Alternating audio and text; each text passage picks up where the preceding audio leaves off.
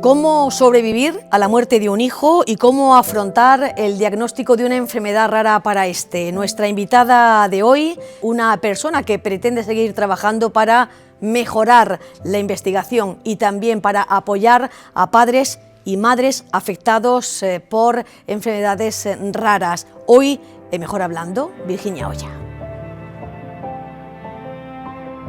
Virginia Oya Alcalá, jiennense de adopción, natural de Cambil, periodista, mujer comprometida con los fines sociales y convencida de que los medios de comunicación deben de dar voz y amplificar mensajes a personas y colectivos que luchan por determinadas causas. En la actualidad es redactora y presentadora en la cadena de televisión 7TV Andalucía, en su delegación de Jaén. Allí ejerce su tarea diaria que une a la impartición de talleres que sobre alfabetización mediática ha venido desarrollando en centros escolares. Hace escasos días lograba convertirse en doctora en comunicación e información contemporánea. Un día lo dejó todo junto a su marido para intentar mejorar la calidad y esperanza de vida de su hijo, el pequeño Antonio Monzón, afectado por una enfermedad rara. A un hospital de Galicia se desplazaron en busca de un tratamiento experimental que, si bien mejoró su situación, no le proporcionó la cura. Fue un proceso largo y costoso, pero también ilusionante. Ahora, y ya sin la presencia física de su hijo, el primogénito de una familia numerosa, trabaja para visibilizar la realidad de las personas afectadas por enfermedades raras y sus familias, manteniendo vivo el recuerdo de Antonio e intentando ayudar a aquellos que están viviendo lo que a ella le tocó vivir, enfrentarse a un diagnóstico y a la impotencia que supone ver cómo falta investigación para dar respuesta a enfermedades que parecen no ser rentables para la industria farmacéutica. Trabaja en ello de la mano de la asociación Más Visibles de Jaén, y sus conferencias, con el pequeño Antonio como protagonista, quieren representar un soplo de esperanza. Hoy conocemos su historia y la de su pequeño, cuyo caso también ha ayudado y sigue ayudando a otros niños. Virginia Oya Alcalá, un ejemplo de entrega y compromiso hoy en Mejor Hablando.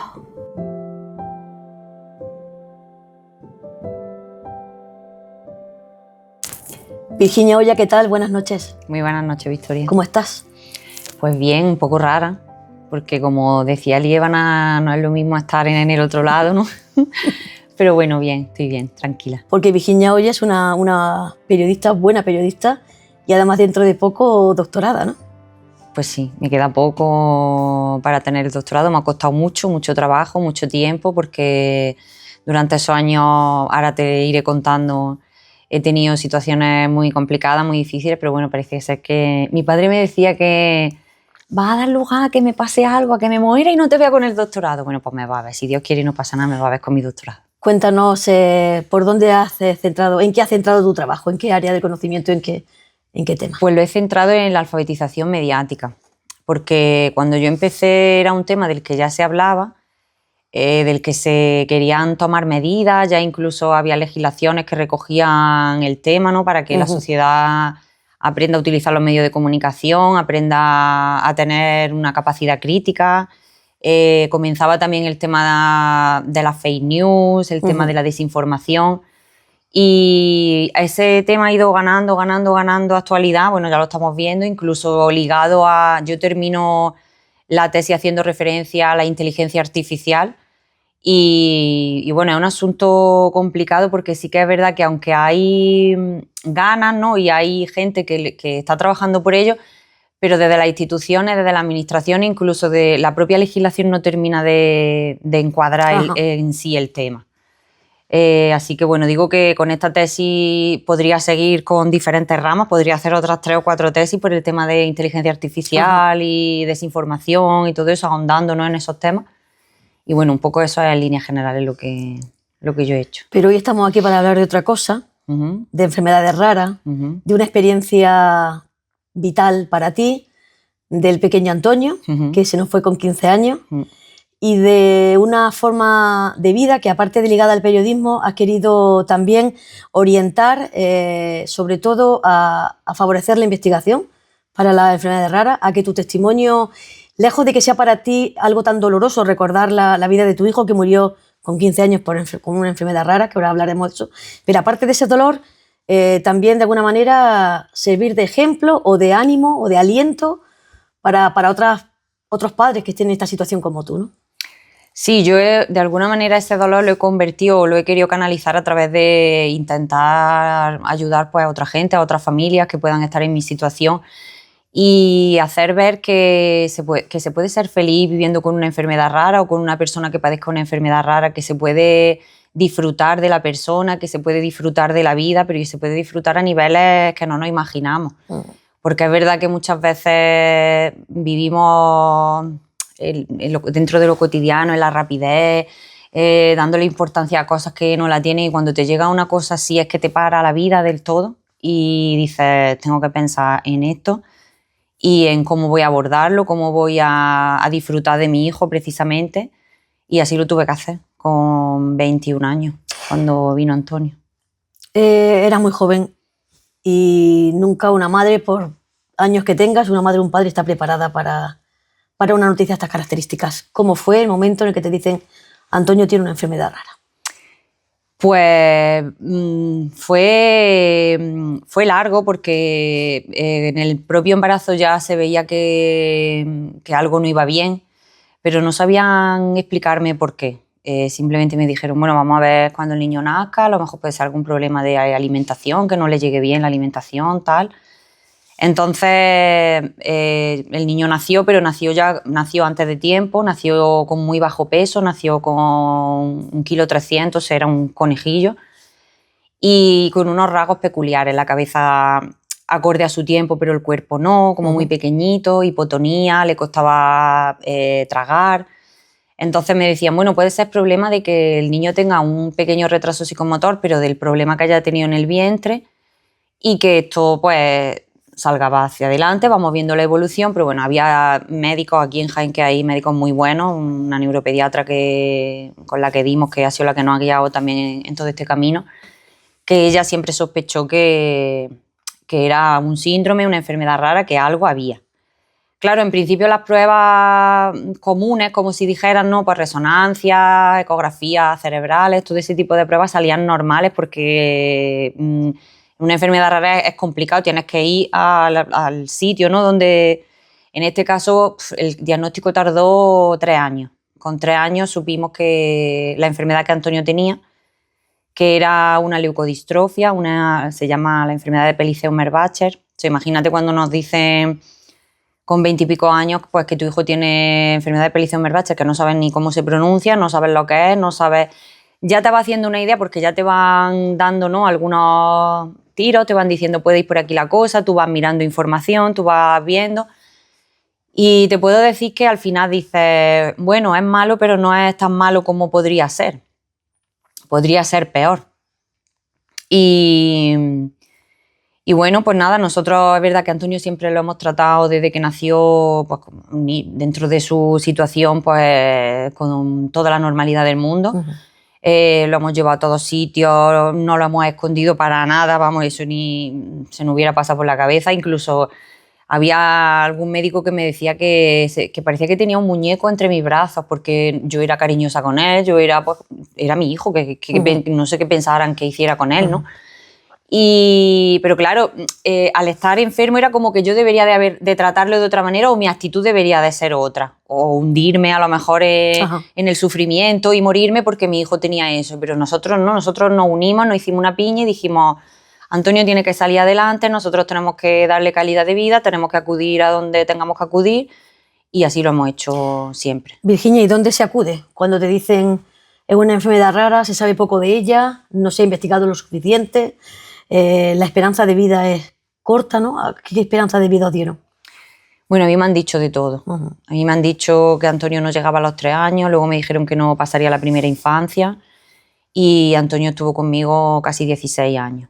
Así que nadie acertó. Dentro de su enfermedad, Antonio ha tenido una vida muy larga, porque lo hemos cuidado mucho, le hemos dado mucha calidad de vida, ha hecho muchas terapias, ha hecho muchos tratamientos. Es verdad que ha sido un niño, yo me he dedicado mucho a él, he estado muchos años dedicándome a él, por no decirte los 15 años de su vida. Es verdad que he tenido mucha ayuda, Pues las asociaciones son importantísimas. Primero, bueno, el primer referente que yo tuve fue la doctora Concha Sierra, la neuropediatra del hospital de aquí de Jaén. Y ella fue un poco la que con el diagnóstico pues ya nos fue guiando con el tema de las asociaciones, el tema de pues, neurólogos, pero es verdad que hay gente que no tiene eso, que a lo mejor ni siquiera llega al diagnóstico. Entonces, de ahí también surge que se creara más visible, que no sé, ahora supongo que te contaré, sí. Te hablaré de ella, una asociación para los pacientes de enfermedades raras, sea cual sea la enfermedad, ¿no? Un poco para darle ese apoyo, para guiarlo un poco en cómo abordar la enfermedad, en cómo abordar, pues darle calidad de vida al enfermo, a la enferma. Bueno, pues os dan el diagnóstico, ya os teméis que no va a ser una noticia agradable y comienza ese proceso de intentar que Antonio esté lo más feliz posible, que disfrutéis de su estancia lo que dure. No sé de verdad, Virginia, qué se le puede pasar a una madre y a un padre en esos momentos. ¿Cuál es la prioridad en esos momentos? Yo los primeros años los viví con mucha desesperación porque yo pensaba que mi hijo se iba a morir en cualquier momento. Entonces yo eso lo vivía como no sé cuándo va a llegar el día, no sé cómo va a ser, no sé esto hacia dónde va.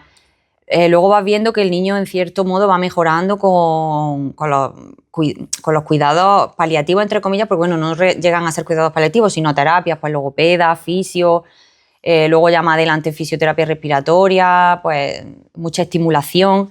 El niño llega a mejorar un poco, llega a estabilizarse, llega a estar llega a tener años muy buenos, no llega a conseguir hitos importantes por ejemplo, él no mantenía la cabeza, él no llegó nunca, evidentemente no mantenía la cabeza, no se mantenía erguido, no llegó a andar, pero sí se veía esa mejoría. Luego sí es verdad que en el tema de conocerte, de entender todo lo que pasaba a su alrededor, pues en eso sí se notaba perfectamente que Antonio entendía todo.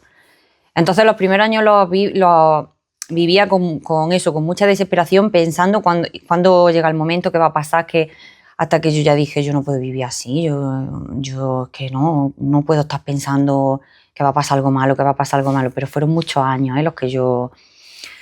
Entonces, bueno, decidí pedir ayuda y con ayuda psicológica pues empecé también a hacer mucha meditación, esa es otra parte que tengo, y a ver la vida de otra manera. Y entonces fue cuando yo estuve unos años disfrutando mucho de mi hijo, de lo que me transmitía, siempre me lo había transmitido, del regalo, ¿no? Que se representaba que sí, estuviera ahí en ese momento, ¿no? Exactamente, siempre me lo había transmitido, pero llegó un momento en que yo lo disfruté día a día sin pensar en nada, sin pensar en mañana, sin pensar en qué podía pasar, en nada. Ya está, ya si llega, pues o a lo mejor no llega, es que no se sabía.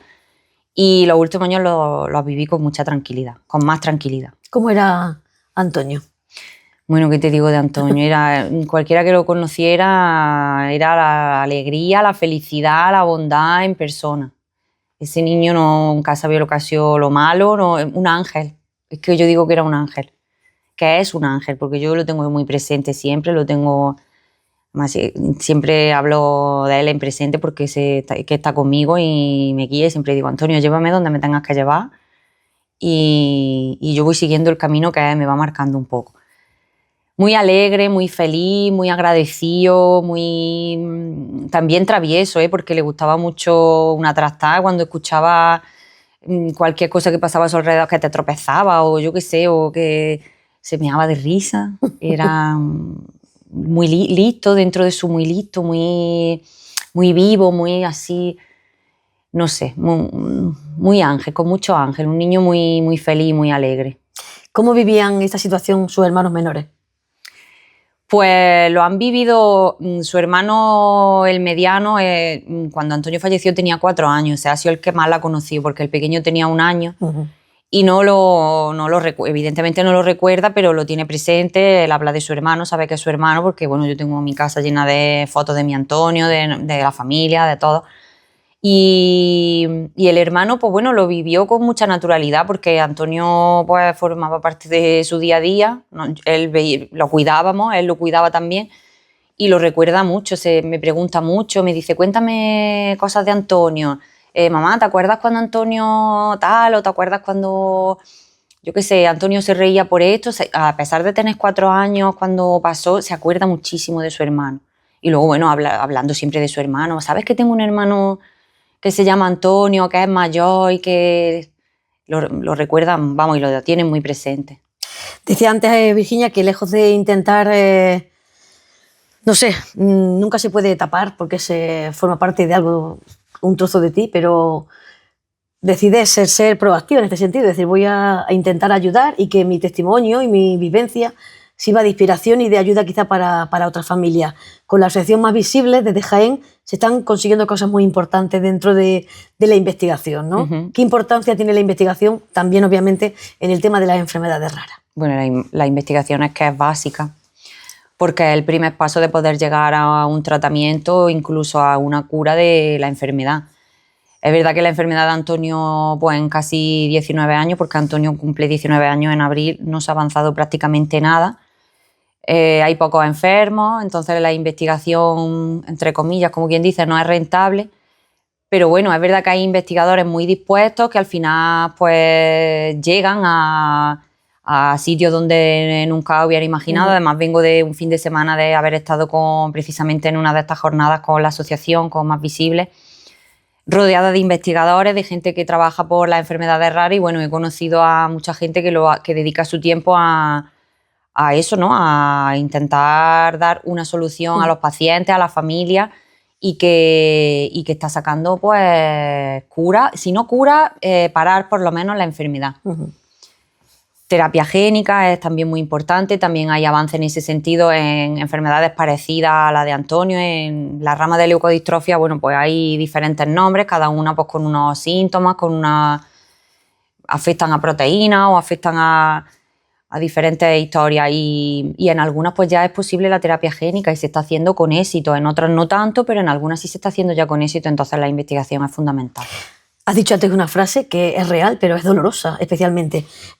Investigar para enfermedades raras no es rentable. Fíjate, qué doloroso, cómo se le explica a un padre o una madre a una persona afectada por una enfermedad rara que investigar su enfermedad no es rentable. Qué dureza, ¿verdad? Pues sí, la verdad es que sí, que es muy duro, porque cuando nosotros empezamos a movernos ya sabiendo el nombre de la enfermedad de Antonio, que es verdad que muchas veces dice, bueno, los pacientes se sienten más tranquilos cuando tienen un nombre, porque ya es como que parece que saben a dónde tienen que dirigirse, o saben, o dicen, bueno, pues puedo tener un tratamiento o no lo tengo, me voy a dedicar solamente a darle calidad de vida. Entonces, cuando nosotros nos dan ese nombre, pues nosotros nos ponemos a investigar, pues asociaciones, familias, incluso vamos a jornadas, a Burgos, a Madrid, a un montón de sitios. Y es verdad que había investigaciones, se estaban haciendo cosas en Barcelona, incluso en Estados Unidos. Nos pusimos en contacto con un médico en Estados Unidos, también en Francia, una doctora, pero bueno, eran tratamientos que estaban empezando, tratamientos experimentales, ni siquiera a lo mejor todavía con personas, que estaban empezando, pero bueno, al tiempo veías que no, pues que se quedaban sin financiación, no podían seguir, lo tenían que dejar, pasaban los años, se ponían en contacto contigo, te decían, venga, vamos a intentar retomar esto. Te daba como un poco de esperanza, decía, venga, pues parece ser que sí. Luego, pues otra vez no, hemos tenido que parar, pues porque al final no hay dinero, y es muy duro para las familias. Es muy duro porque, claro, tú lo que quieres es buscar una cura o un tratamiento para tu hijo.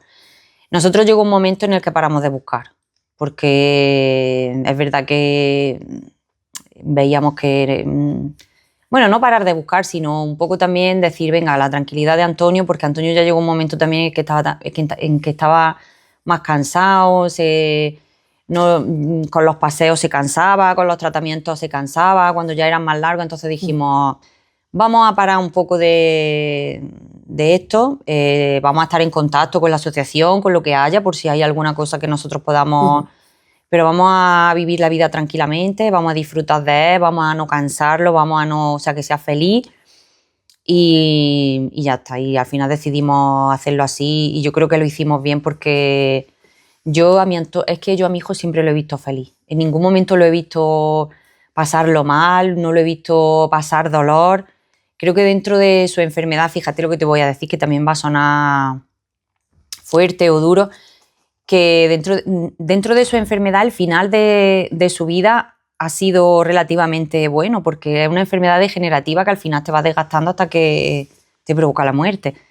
Y hay casos muy duros en los que el niño deja de comer, o la persona, ¿no? Quien sea, deja de comer, se va deteriorando, las extremidades se le van deformando hasta extremos exagerados, mucho dolor, y mi hijo, por ejemplo, no ha pasado por eso. Entonces, con lo cual ya es un regalo, ¿no? Doy la gracia en ese aspecto y puede sonar duro o fuerte, pero es verdad que podría haber sido mucho peor. Virginia, Más Visibles está trabajando mucho, decíamos antes, y entre otras cosas se ha hecho un documental.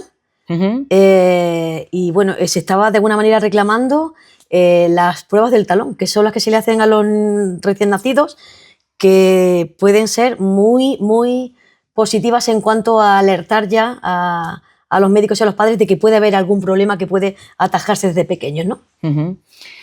Mira, Más Visible siempre digo, es una asociación muy joven que ha conseguido muchas cosas. Justo cuando Antonio falleció, al poco tiempo, a mí desde el hospital me pusieron en contacto con Pedro Lendines, presidente de la asociación. Él tenía ya el proyecto pensado, ya tenía el nombre de la asociación, estaba solo prácticamente. Y entonces, bueno, nos pusieron en contacto y yo le dije que, a ver, yo estaba pasando evidentemente por un muy mal momento, un duelo, pero le dije, yo creo que esto a mí me va a ayudar a salir hacia adelante, a tener ganas de seguir hacia adelante, de hacer cosas, y sobre todo si puedo ayudar a alguien, pues mejor. Y empezamos pues dándole mucha visibilidad a las enfermedades raras, haciendo jornadas, haciendo un montón de actividades, un montón de cosas, hasta el punto de que Pedro consigue producir esta película documental. Y pues son ya muchas las comunidades que han aumentado el cribado. Es decir, por ejemplo, en Andalucía son como 30 y pico, que estamos bien situados, pero Murcia, por ejemplo, tiene como 40 o así, Canarias también, o Mallorca ha subido también a 40. 40 patologías que pueden detectarse, 40 patologías, ¿no?, que se pueden detectar con una gota de sangre. Y la diferencia entre detectar la enfermedad o no es que se pueda recibir un tratamiento o no, y claro, las secuelas son importantes. Es decir, el documental muestra muy bien cómo hay pacientes que no fueron detectados en su momento, pues porque su comunidad detectaba 7 patologías y entonces esa enfermedad no fue diagnosticada. Fue posteriormente cuando se diagnostica, cuando ya el cerebro había sufrido una serie de consecuencias y una serie de secuelas de por vida. A la diferencia de que una niña que nace en Jaén, precisamente en Andalucía, donde sí se criban unas 30 o 35, recibe el tratamiento desde el primer momento y la niña pues lleva una vida perfectamente normal. Entonces ahí se muestra muy bien pues, ¿no?, esa diferencia entre comunidades, que en realidad lo que se busca también con el documental es la igualdad entre las comunidades, ¿no?, que todas puedan tener el mismo número de enfermedades cribadas. Incluso a raíz de la película el gobierno anunció que subía de 7 a 11, de 11 a 23, y bueno, y lo que esperamos es que se suba a 40, 42 creo que son. ¿Qué le dirías a unos padres que acaban de encontrarse con esta realidad de algún hijo que, bueno, pues que tiene alguna enfermedad rara? ¿Qué les dirías después de esa experiencia vital que tuviste que...? Pues bueno, le diría que es duro, al principio va a ser muy duro, porque te dicen que tu hijo no va a ser pues como los demás niños, ¿no? No saben. A mí, por ejemplo, me dijeron no sabemos si va a andar, no sabemos tal. Bueno, incluso le pusieron la fecha, ¿no? Sí, evidentemente se equivocaron. El principio es muy duro, pero que si aprenden a disfrutar de los momentos con su hijo, con su hija, o del familiar, de quien sea, que aprenda a disfrutar de los momentos, que aprendan a aprovechar el día a día, vivir el día a día, hacerlo feliz con pequeñas cosas. A lo mejor no necesita, yo qué sé, ir a, no sé, pequeñas cosas, ¿no? El cariño, los juegos, el estar en familia, el estar en su casa, incluso que aprendan a vivir esos momentos, a disfrutar del día a día y de la persona, porque una enfermedad rara es verdad que no sabes muy bien cómo va a ser, ¿no?, el proceso de la enfermedad, y al final pues tienes que aprovechar al máximo el tiempo con esa persona. ¿La Asociación Más Visibles está ayudando actualmente a muchas familias de la provincia? Sí, no sé decirte ahora mismo el número de familias, pero sí que se está ayudando a muchas, pero no solo de Jaén, sino de fuera, de otros países, de España, acuden a la asociación. Pues para un poco también yo creo que necesitan muchas veces la familia que alguien los escuche. Y que alguien que alguien te dé respuesta o tranquilidad, alguien que ya ha pasado por esa situación, ¿no? Que es quizá lo que están buscando. Sí, buscan un poco contarte, pues que si acaban de recibir el diagnóstico, pues contarte. El otro día Pedro me decía, me ha llamado una mamá y dice, y yo no le podía decir cómo podía actuar ante la enfermedad, yo solo le podía decir, bueno, pues te puedo buscar un especialista de la enfermedad o te puedo buscar una asociación de la enfermedad en concreto, pero la mujer le hablaba y le contaba y en realidad esa mujer lo que necesitaba era hablar con alguien y decirle, pues mira, me ha pasado esto, le han diagnosticado a mi hijo, a mi hija le han diagnosticado esto, estoy aquí, ¿qué hago? ¿Qué puedo hacer? ¿Cómo abordo esto? Y muchas veces lo que necesitas es desahogarte, que te escuchen y, hombre, es verdad que entre la familia, a mí, por ejemplo, me ayudaba mucho contactar con otras familias, que me contaran cómo había sido la evolución del niño, que me contaran cómo abordaban la enfermedad o cosas por las que ya habían pasado ellos, pues a mí eso también me daba cierta tranquilidad. Recortes económicos para las asociaciones, para ONGs en los últimos tiempos y también para asociaciones sin ánimo de lucro como es Más Visibles. ¿Cómo estáis viendo esto? Porque también, lógicamente, esto implica que se tengan que hacer más cosas para intentar conseguir esos fondos que permitan seguir adelante, ¿no? Pues la verdad es que afecta en el sentido de que los servicios que tú le estás dando, ¿no?, al usuario, lo hablaba en los últimos meses mucho con algunas asociaciones aquí en Jaén, tema de transporte, tema de terapia, ese tipo de cosas que son básicas para los pacientes, que son su día a día, que son su calidad de vida, pues han visto recortado en el sentido de que hay gente que no se puede desplazar a hacer las terapias o que hay menos terapia, asociaciones que han tenido que prescindir de trabajadores, eso afecta directamente, evidentemente, a los usuarios. Y lo estoy diciendo mucho estos últimos meses y estas últimas semanas, que las asociaciones llegan donde no llega la administración, donde no llegan las instituciones que nos dan lo que ellos no nos dan. Es decir, que las asociaciones son las que a mí me han buscado el especialista, son las que a mí me han orientado a qué tipo de terapia o tratamiento paliativo, me refiero, en un tratamiento así, podía necesitar o podría ser mejor para mi hijo, o son los que incluso están dando ese tipo de tratamiento. Entonces, es un momento difícil para las asociaciones. Virginia, ¿qué noticias has escuchado, visto en los últimos tiempos que te haya hecho recobrar la esperanza en la humanidad? Bueno, noticia más bien, el encuentro que he tenido este fin de semana ha sido para mí maravilloso y enriquecedor, porque he visto a esa gente, ¿no?, esos investigadores trabajando por los demás, pero además sin ningún tipo de... A ver, su trabajo, bueno, sí, ellos trabajan en laboratorios, pero es verdad, dedican una cantidad de horas tan grande a los demás, a esa investigación, ¿no?, por los demás y a intentar buscar soluciones.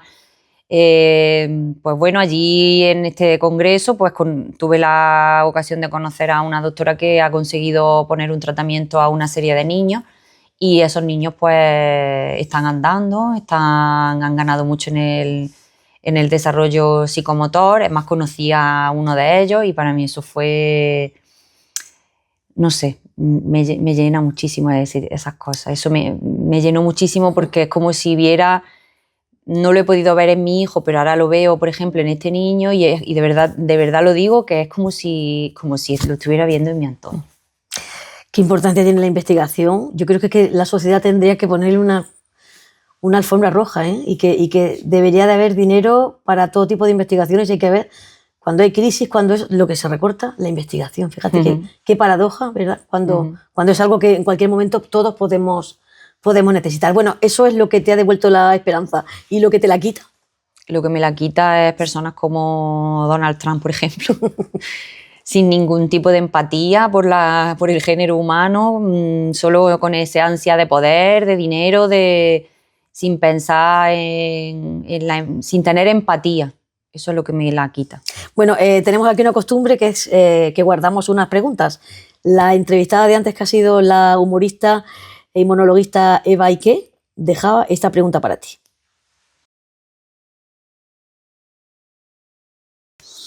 A ver, la pregunta que le quiero hacer, bueno, no es pregunta, bueno, sí es pregunta. Si te dieran 1 euro por cada vez que te has equivocado en tu vida, ¿qué te podrías comprar? Pero así no le hago que diga nada malo, pero sí, según lo que se compre, ya sabremos lo que le ha liado.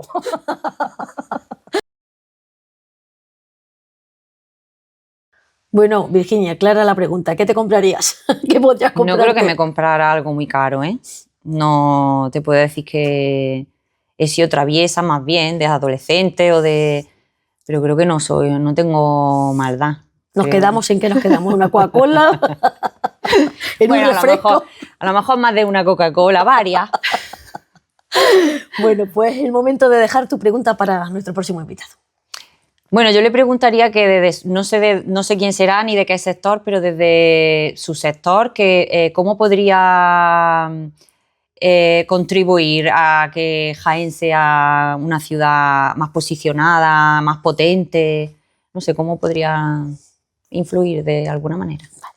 Pues la dejamos para nuestro próximo invitado. Virginia, quiero agradecerte sobre todo tu sinceridad, tu generosidad por regalarnos este testimonio, porque no es fácil hablar de eso, aunque es cierto que tu ángel te acompaña y de alguna manera te da ese apoyo, ese respaldo para que cuentes al mundo lo que ha pasado, cómo vivió y de qué manera eso puede beneficiar a personas que estén pasando por esa situación, pero es cierto que siempre es un gesto de generosidad y de valentía. Y bueno, desearte mucha suerte con tu tesis, con tu doctorado. Y bueno, pues a seguir abanderando este proyecto tan bonito de trabajar por las enfermedades raras, por seguir avanzando en la investigación. Y muchísimas gracias, Virginia, por haber estado con nosotros. Yo quiero terminar diciéndote una cosa, que siempre que me llamen para hablar de mi Antonio, siempre voy a hablar de él. Es más, a mí me gusta cuando hago las presentaciones o cuando voy a alguna jornada, cuento mi historia, yo hablo de lo que a mí me ha pasado, de mi trayectoria de vida, ¿no?, con él. Y no llevo nunca una presentación así como tal, llevo fotos, porque a mí me gusta que lo vean y que lo conozcan, porque a mí me ha dado tanta felicidad y tanto amor que a mí me gusta compartirlo y que sepan lo que a mí Antonio me ha dado y creo que puede dar a otras personas. Muchísimas gracias por invitarme. Gracias, Virginia.